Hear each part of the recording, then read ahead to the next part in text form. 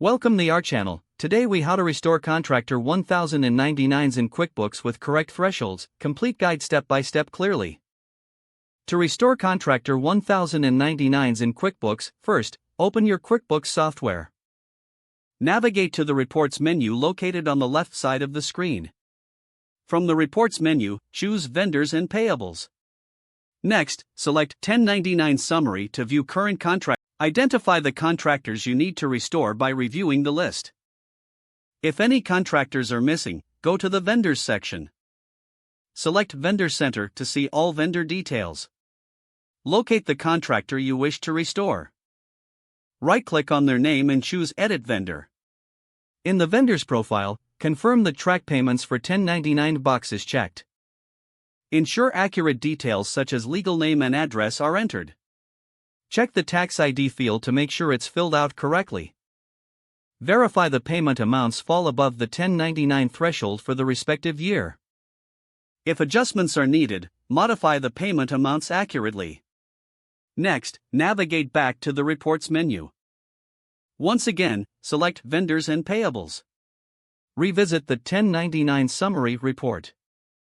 Check that the restored contractor now appears with the correct amounts. Review all contractors to ensure no other entries are missing.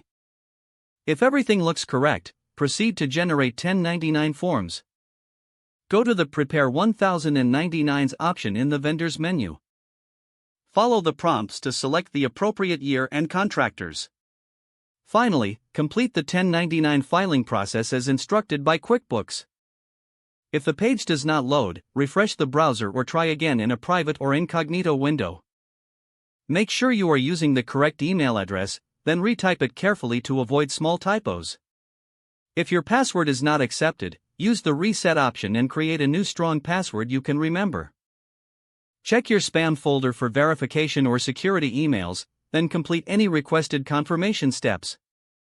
Enable two-factor authentication if available to improve account security and reduce unauthorized access risk. After signing in, review your profile details so your contact information and settings are accurate and current.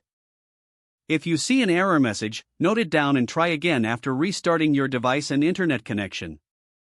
Log out when you finish, especially on shared devices, to keep your account and payment information secure. Don't forget to like this video and subscribe to our channel for more step-by-step tech guides.